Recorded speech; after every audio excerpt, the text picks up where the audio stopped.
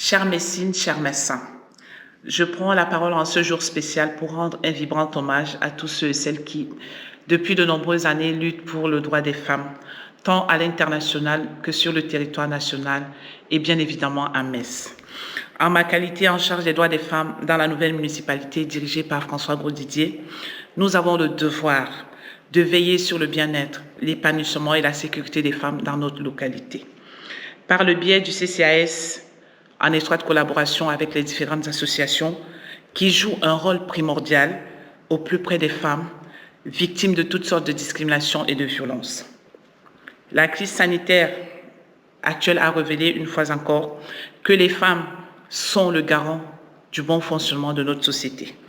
Elles ont combattu et continuent de combattre à part égale, à compétence égale, cet ennemi qu'est la COVID-19. Cela peut paraître incroyable qu'en 2021, malgré tous les efforts jusqu'ici déployés par les femmes, elles restent moins valorisées et moins rémunérées que les hommes. À réfléchir, nous pourrions regretter qu'il faille une journée dans l'année pour mettre en valeur les femmes, pour s'intéresser à leurs droits, pour se pencher sur le problème de l'égalité entre les femmes et les hommes. Pour notre municipalité, l'action en faveur de ces causes menée chaque jour dans la perspective d'une ville totalement inclusive, forte d'une égalité et du respect mutuel.